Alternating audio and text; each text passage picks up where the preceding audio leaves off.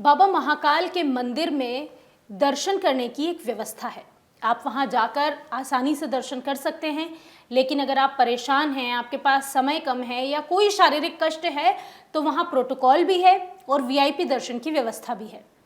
ऐसे में कुछ लोग ये करते हैं कि जब वो वहाँ जाते हैं, उन्हें पता चलता है कि वो बाबा महाकाल के दूर से ही दर्शन कर सकते हैं, तो वो आसपास के जो वहाँ के व्यवस्थापक होते हैं या जो वहाँ के लोग होते हैं, उनसे जाकर ये जानना चाहते हैं कि क्या बाबा महाकाल को जल चढ़ाया जा सकता है, क्या चांदी द्वार से उनके दर्शन किए जा सकते हैं।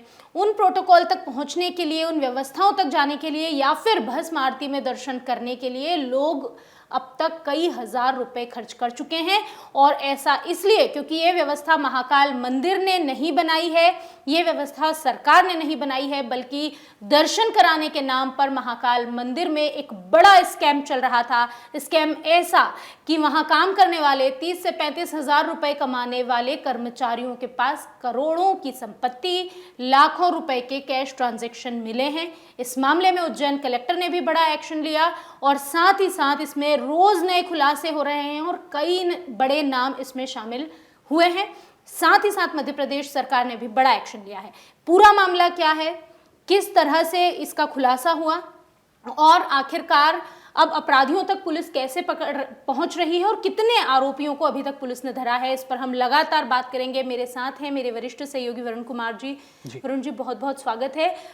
उज्जैन में बाबा महाकाल के दर्शन के नाम पर ये जो ठगी का धंधा चल रहा है, गोरख धंधा जो चल रहा है, ये पूरा मामला क्या है और आखिर कैसे ये मामला उजागर हुआ?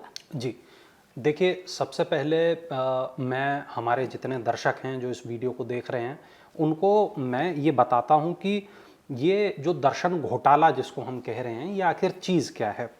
रिपोर्ट हमारे पास में है, एक व्यवस्था है, वो ये बताती है कि महाकाल बाबा की भस्म आरती में शामिल होने के लिए जो सामान्य दर्शनार्थी हैं, उनके अलावा वीआईपी कोटा एक निर्धारित किया है।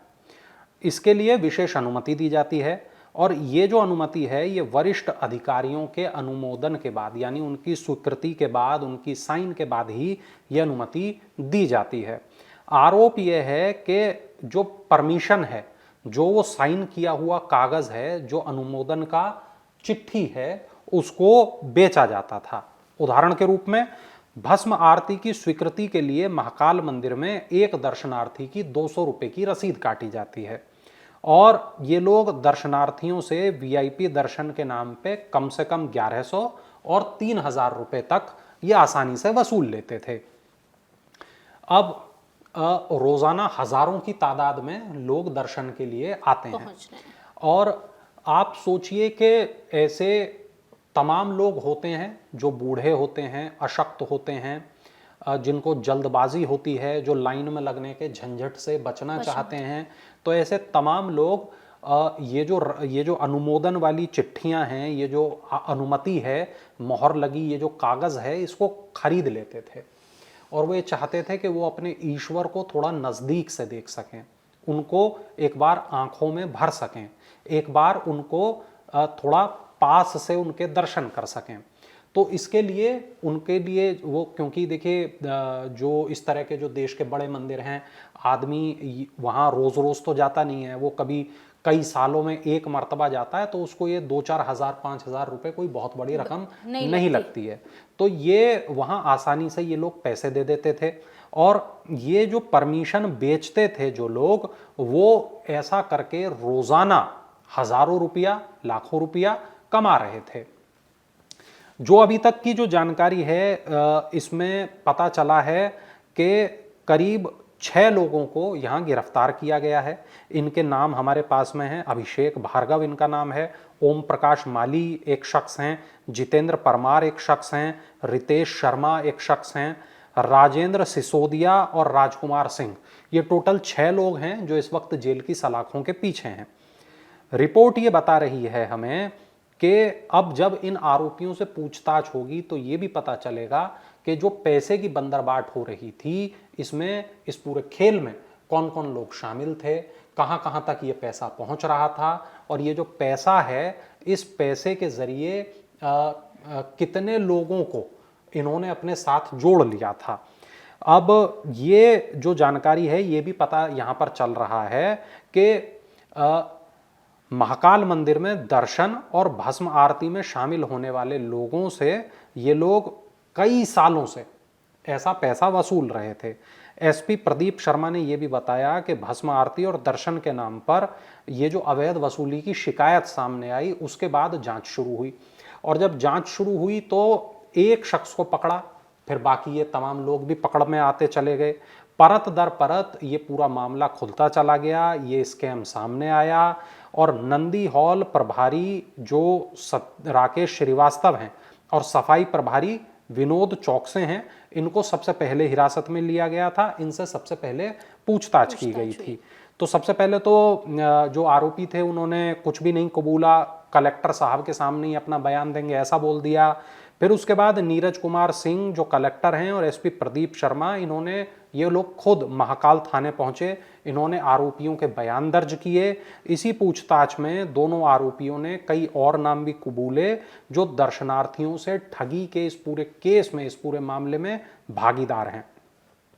पुलिस ने राकेश श्रीवास्तव, विनोद चौकसे को कोर्ट में पेश किया, जहां से उनको जेल भेज दिया गया। फिर 6 और नाम सामने आए, जिसमें आईटी सेल प्रभारी राजकुमार सिंह हैं, सभा मंडप प्रभारी राजेंद्र सिसोदिया हैं, प्रोटोकॉल प्रभारी अभिषेक भार्गव हैं, भस्म आरती प्रभारी रितेश शर्मा हैं और क्रिस्टल कंपनी के जितेंद्र पवार और ओम प्रकाश माली, इनको ये तमाम लोग शामिल हैं। इनको गिरफ्तार किया गया और इनके खिलाफ 420 और 406 इन 2 धाराओं में मामला दर्ज किया गया, इनको जेल भेज दिया गया। अब ये जितने तमाम लोग हैं, इनकी जो सैलरी है 30-32 हज़ार 35 हज़ार रुपए की इनकी सैलरी है, लेकिन इन्होंने जो पैसा अर्जित किया है उसकी जो कॉस्ट है वो ज़्यादा है, वो लाखों की तादाद में है, मैं कहूँ कि करोड़ों की तादाद में है, तो कोई हैरानी ना होगी। ये जो पूरा मामला है ये इस वक्त पूरे देश में कनुप्रिया चर्चा का विषय बना हुआ है। अब एक प्रशासक हैं राकेश धाकड़, गणेश धाकड़, यहाँ पर इनको भी भोपाल से आदेश जारी हुआ तो उसके बाद इनको भी हटा दिया गया। उज्जैन के कलेक्टर नीरज कुमार सिंह ने ये मामला खुद पकड़ा था। महाकाल थाने में केस दर्ज हुआ। महाकालेश्वर मंदिर में दर्शन कराने के नाम पर ये जो पूरा गिरोह सक्रिय था और ये करोड़ों की जो ठगी हुई थी, तो ये पूरा जब केस खुला तो फिर ये हुआ कि भाई ये जो शख्स हैं गणेश धाकड़, ये चूंकि प्रशासक हैं मंदिर के और ये इस तरह की चीजों पर रोक नहीं लगा पाए, इस वजह से इनको भी हटा दिया गया। तो अब देखने वाला जो बात है वो ये कि कितने करोड़ रुपया इन लोगों ने कमाया है और इस पूरी जो पैसे का हेर फेर है इसमें कौन कौन और लोग शामिल हैं, ये बात बहुत जल्दी मैं समझता हूं दर्शकों तक भी पहुंचेगी। और इसकी पूरी जानकारी हमने अपने अमर उजाला मध्य प्रदेश के चैनल पर भी दे रखी है, तो वहां भी आप ये जो तमाम डिटेल्स हैं वो उनको आप विस्तार से देख सकते हैं। उससे शुरू हुआ, भस्म आरती में अचानक पहुंचे कलेक्टर ने एक छोटी सी गड़बड़ी पकड़ी, उसके बाद ये बड़ा लाखों का करोड़ों का घोटाला सामने आया है। इस पर लगातार पुलिस जो है वो काम कर रही है, मध्य प्रदेश शासन ने भी बड़ा एक्शन लिया है। आगे इस पर जो भी अपडेट होगी वो हम आप तक सबसे पहले पहुंचाएंगे। देखते रहिए अमर उजाला। बहुत बहुत शुक्रिया। अगर आप ये वीडियो YouTube पर देख रहे हैं तो हमारे चैनल को सब्सक्राइब करें और बेल आइकन को दबाना ना भूलें। अगर आप Facebook पर ये वीडियो देख रहे हैं तो हमारे पेज को लाइक करें।